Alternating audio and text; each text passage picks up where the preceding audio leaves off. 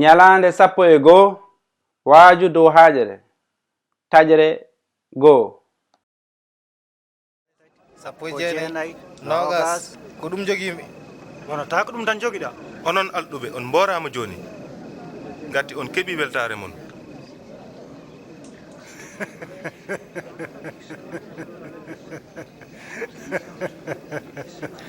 o yiɗa alɗude ko kangal. Onon jaloɓe joni on mborama gatti ma on gamtoyo ma on goyoy. On mborama ɓe yimɓe cettanɗo moƴƴere ko noon taniɓe en mbaɗatno anabaɓe fenoɓe ɓe. Onon heɗotoɓe miɓe mbimi on jiɗe añɓe mon kolete añɓe mon ɓe moƴƴere mon duwanto ɗe huɗoɓe on ɓe ñaganto ɗe leptoɓe on ɓe.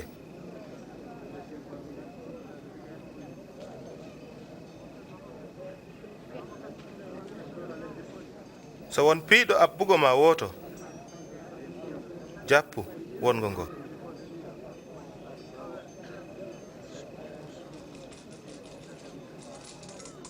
So won ƴettude jallaba ma woto hat jomum ƴettude cakkal ma.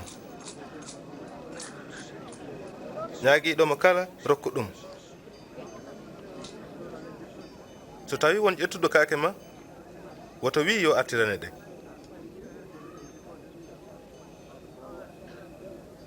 mbaɗante woɗɓe ko nande e ko jiɗɗon waɗanede ko.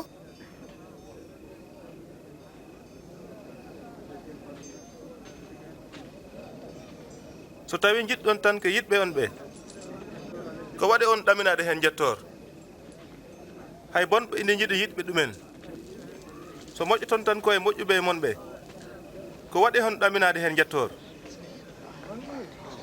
hay bonɓe ko noon mbaɗata. holno o wawiri memde no o wawiri haaldude makko. ina gamotini.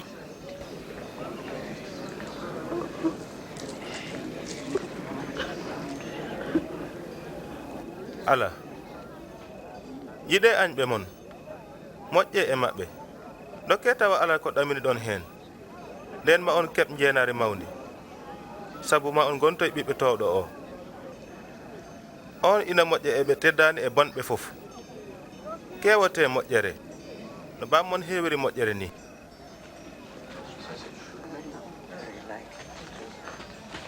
Yeesu dandumin woto ñaawete mbason ñaawede woto pellete mbason felede onon ne jaafoɗe onon ne maɗon jaafe. Yeesu hollumin laawol ngol.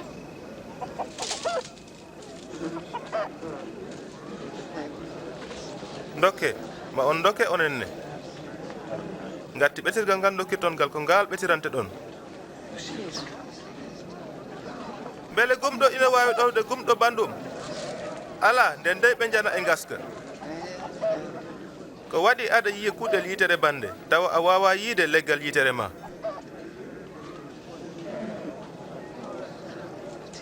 ceerno tinno ɗow min. ceerno hamin cohluma. Mbelo miɗo wawi wondirde e yimɓe no Yeesu yiɗiri ni? Holko Yeesu haali e jawdam?